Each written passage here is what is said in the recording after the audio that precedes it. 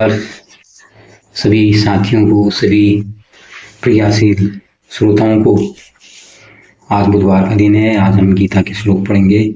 आज हम श्लोक नंबर जो सांख्य योग अध्याय 2 है उसके श्लोक नंबर 31 से लेके श्लोक नंबर 34 पर प्रकाश डालेंगे। ये मेरा अपनी विवेचना है, हो सकता है मेरी विवेचना तर्कसंगत ना हो। मैं कोशिश कर रहा हूँ कि अपनी उसे तर्कसंगत विवेचना देने की कोशिश करूँ। फिर भी आप लोग इसको पढ़िए। गीता ही ऐसा ग्रंथ है जिसे पढ़ना चाहिए और इसका अच्छे ढंग से मनन कीजिए। सारे विद्वान को सुनिए, देखिए, इसमें सबको अपने अपने कुछ न कुछ अच्छी चीज जरूर निकलेगी। आइए शुरू करते हैं। पहला श्लोक क्या अध्याय नंबर 2 का जो श्लोक नंबर 31 है उसको पढ़ते हैं। स्वधर्मपि चावेक्ष न विकम्पितुमर्हसि धर्म्याविन्द्राचेयो न क्षत्रियस्य न विद्यते।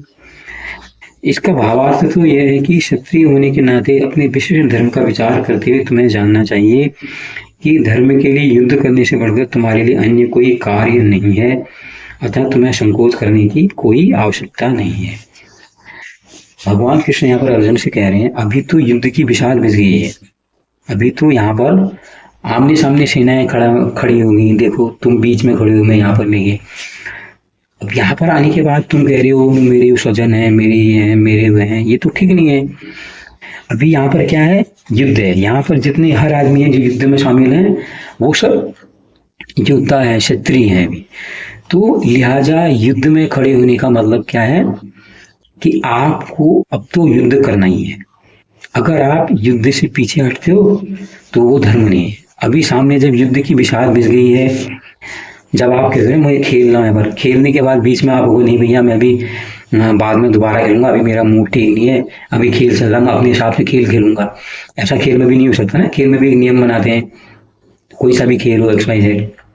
ऐसे युद्ध है। भगवान कृष्ण कह रहे हैं युद्ध की तो पूरी सब कुछ बिसात बिछ गई है।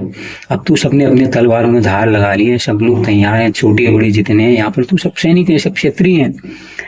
तो हे अर्जुन, तो ये तो धर्म है। अभी युद्ध के समय में जब युद्ध की परिस्थितियां बन गई है, युद्ध की परिस्थिति में मुंह छिपाना धर्म थोड़ी है। यहाँ पर तो धर्म है कि अब युद्ध को निराकरण की फैसले की ओर ले जाना है।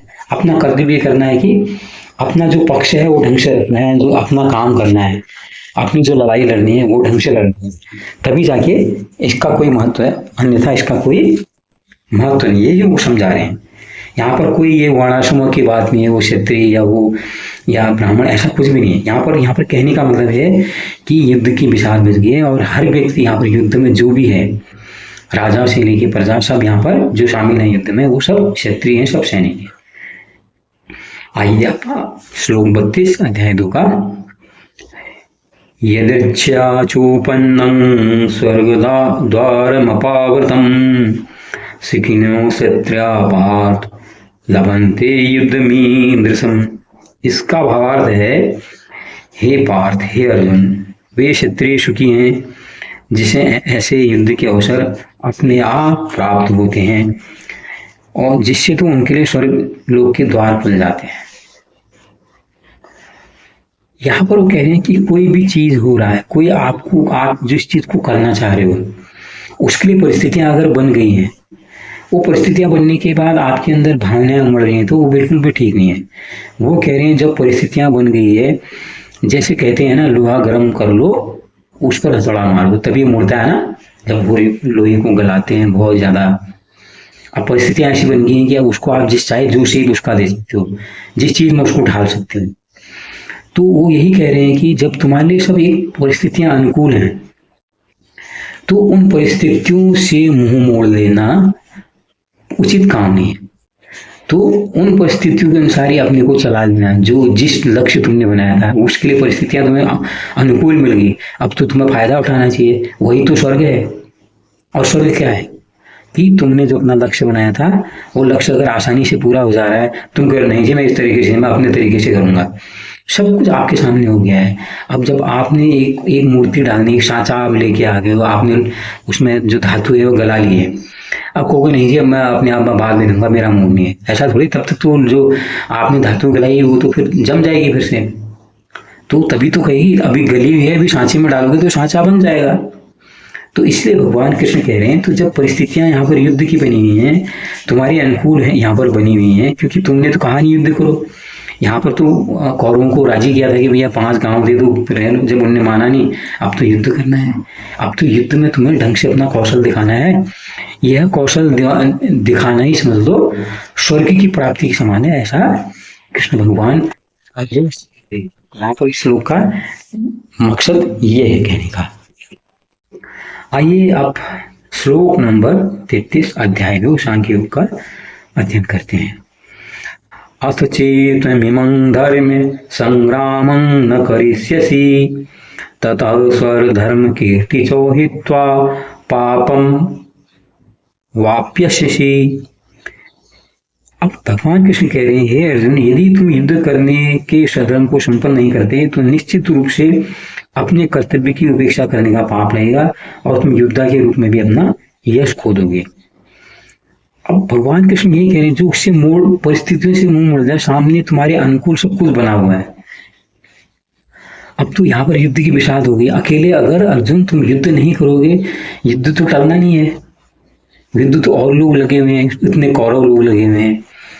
हाँ, अगर पांडव नहीं भी लड़ेंगे, कौरव तो पीछे हटने वाले नहीं है, उनको बढ़िया सामने मिल जाएंगे, निशस्त्र पांडव उनको मिल जाएंगे तो उनको मारते काटते चले जाएंगे। ऐसे तो तुम ये लगेगा कि तुम कायर थे यार, तुमने अपने हथियार डाल दिए इसलिए तुम हार गए। यहाँ पर तो ये होगा। शहीद तो उसको माना जाता है ना जो युद्ध में लड़ते हुए कौशल दिखाते हुए अपने प्राण त्याग देता है, उसी को तो शहीद का दर्जा देते हैं ना। जो पीठ पीछे वहीं पर हथियार छोड़ के भाग रहा है, उसको कभी आपने देखा उसको शहीद का दर्जा मिला? तो भगवान कृष्ण यही कह रहे हैं कि अगर तुम ऐसे ये छोड़ के भागोगे तो ये तो फिर धर्म नहीं है। तुम मुख मोड़ रहे हैं, इतने लोग लगे हैं युद्ध में, तो मूर्ख नहीं है। तो तुमको समझना चाहिए, जब यहाँ पर परिस्थितियां बनी हैं, यहाँ पर युद्ध ही सब कुछ रह गया, तो अब युद्ध करना ही तुम्हारा परम धर्म है, ये लक्ष्य है तुम्हारा। तो अगर तुम इस युद्ध से अगर हट रहे हो तो समझ लो तुम धर्म की अवमानना कर रहे हो। ये धर्म है। अभी सामने युद्ध की परिस्थितियां बन गई हैं और तुम धनुर्विद्या की माहिर हो, तुम अस्त्र चलाने में माहिर हो। यहाँ पर तो ये है कि तुम अपनी वीरता दिखाओ, वो बात अलग है। युद्ध में तुम खेत रहो या मारे जाओ, वो चीज अलग है। सबसे अच्छा तो यही है, युद्ध में भागीदार बनो और अपने कौशल से, अपनी युक्ति से पांडवों को जिताने की कोशिश करो। यही सबसे अच्छा। अगर तुम ऐसा नहीं करोगे, सीधे सरेंडर कर दोगे, दुनिया ये थोड़ी कहेगी तुमने दया दिखाई, तुमको अपने चाचे ताऊ नाने मामा इन सब पर दया आई थी इसलिए तुमने युद्ध नहीं किया। दुनिया ऐसे थोड़ी याद करेगी। दुनिया कहेगी अर्जुन कायर था, उसने ये योद्धा का धर्म नहीं निभाया, तो इसका अर्थ यह था।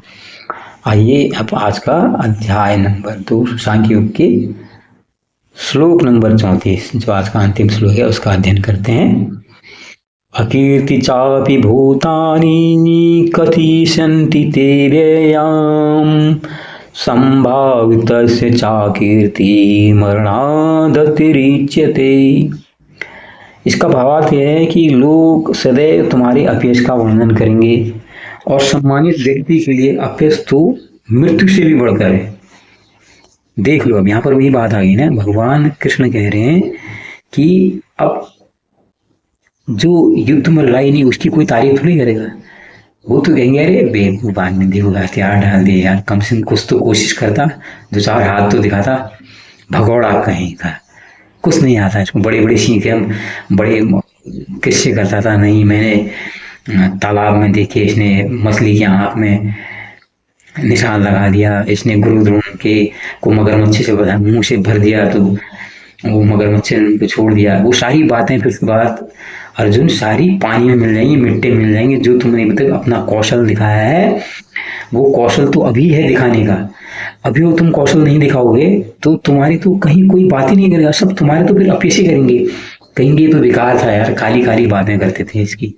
फिर जो पुरानी बातें भी जो कही तुम्हारी किस्से, गुरु द्रोण को लेके किस्से हैं, जो मछली की आँख को भेदने के जो किस्से हैं, वो तो फिर कोई मानेगा ही नहीं। फिर उनकी बात कौन करेगा? फिर जैसी कोई अर्जुन अरे भगोड़ा छोड़ो, उसकी बात मत करो यार, ऐसे उनकी बात क्यों करते हो बीच में? यही तो सब कहेंगे लोग। इसलिए भगवान कृष्ण कह रहे हैं ये तो देखो अभ्यस्त तुम ऐसे अगर भाग रहे हो, ऐसे छोड़ रहे हो, ये तो एक प्रकार से मौत से भी बुरा है। तुम्हारे सामने परिस्थितियां हैं और तुम उसका फायदा उठाने के बदले उनसे भाग रहे हो, और खाली एक तुम्हारे मन में जो भाव आ रहे हैं उनके आगे तुम हथियार डाल रहे हो। कहाँ तुम्हें लड़ना चाहिए? तुम्हारे मन में जो भाव आ रहे हैं ना, ये मेरे रिश्तेदार हैं, ये रिश्ते हैं, ये फला ढिमका हमका, जितनी तुम कहानियां गढ़ रहे हो, वो कहानी गढ़ने की वजह से तुम्हारे अंदर जो मन में भाव आ रहे हैं, तुम तो वहां सरेंडर कर रहे हो, तुम तो मन से हार जा रहे हो, तुम कहाँ जीत पाओगे अर्जुन। किनारे करो ये सब, खड़े हो जाओ, ये तो मृत्यु से भी बेकार है। तो ये थे आज के श्लोक 31 से लेकर 34 तक। ये मेरा अपना विवेचन था, हो सकता है ये आप सही लगे या न लगे, और आप खुद भी विवेचन कीजिए। बड़े अच्छे श्लोक इसमें लिखे हुए हैं, मैं भी 3-4 बार पढ़ चुका हूँ, हर बार मज़ा आ रहा है पढ़ने में। पढ़िए और वो सुनिए, आप चाहे इंटरनेट के थ्रू सुनिए, बहुत लोग हैं जिनने बड़ी अच्छी अच्छी विवेचना करके। बहुत बहुत धन्यवाद, नमस्कार।